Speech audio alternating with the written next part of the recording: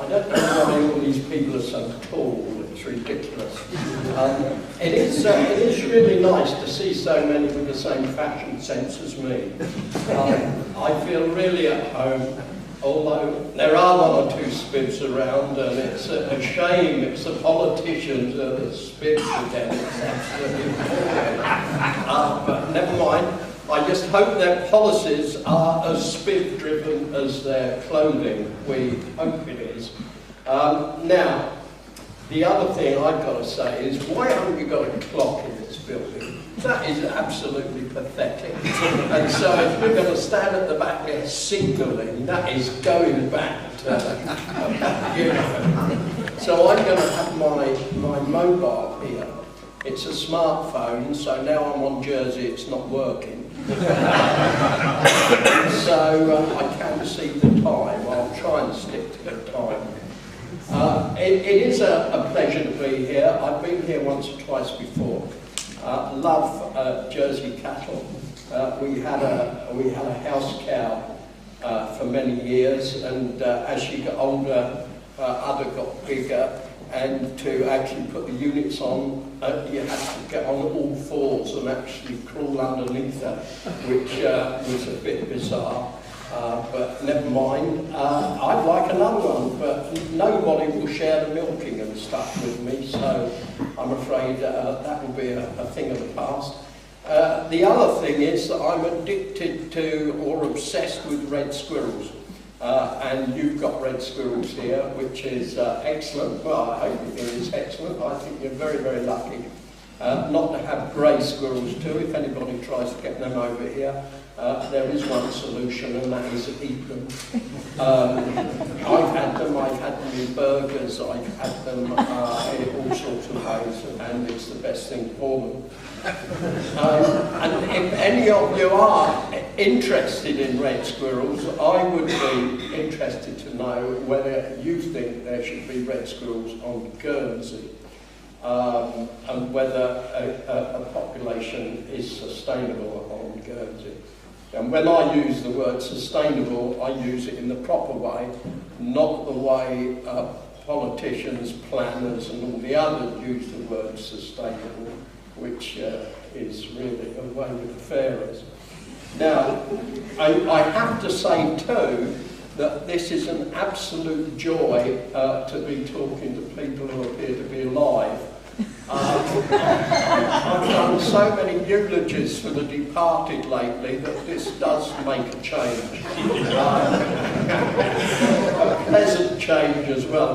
The last one I did was Philip Ware, who's a brilliant bloke in England, who saved the otter.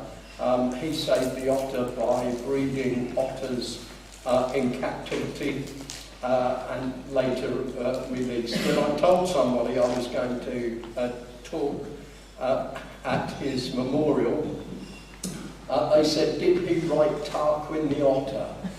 Well, I've never heard of an upper class otter called Tarquin. They meant Tarquin the Otter. Philip didn't write it at all. But he was brilliant, saved otters.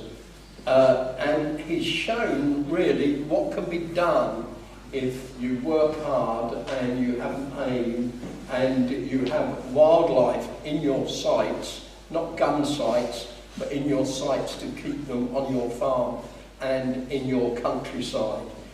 Now, some of you, I went and had supper with some of these high-flying bureaucrats that you've got here last night. Hello, William.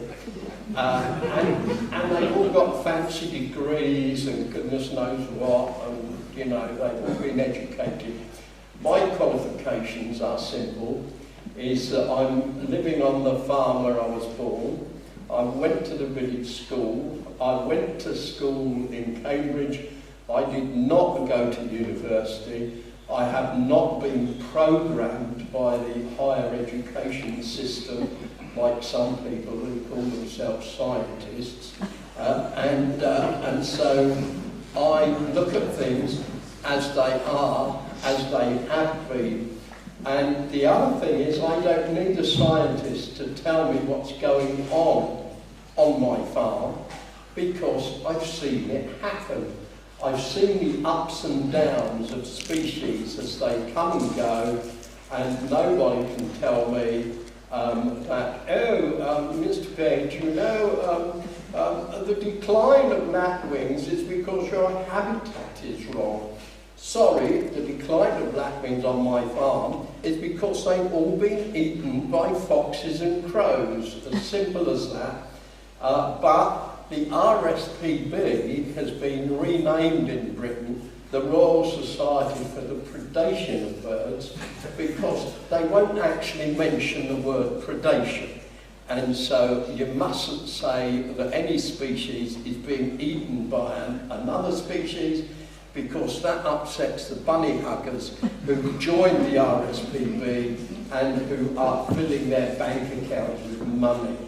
And so at the moment, the RSPB have shown absolutely no interest whatsoever in red squirrels, but they are having a fluffy red squirrel called Bob, and it's vote for Bob, and you have to write in that you have to tell your MP how you love red squirrels and want to continue with red squirrels.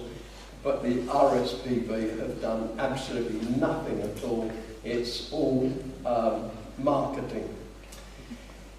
Because I've spent so long on the farm, and incidentally I'm going to be buried on it too. My father's buried on it already in a hedge, but I'm going into a different hedge. Don't want to get too near, although he was a very good bloke. And then, of course, if you start doing that, you'll have to get planning permission to be buried. I told them, don't even consider telling anybody, just dig the hole. Now, what I've seen is not only a decline in village life, but a huge decline in wildlife. Over the years, we saw species disappear completely. My favourite, I suppose, was the barn owl. Then there was the otter, sparrowhawk, kestrel, brown hare, and even flowers, orchids, cowslips, all of them vanished.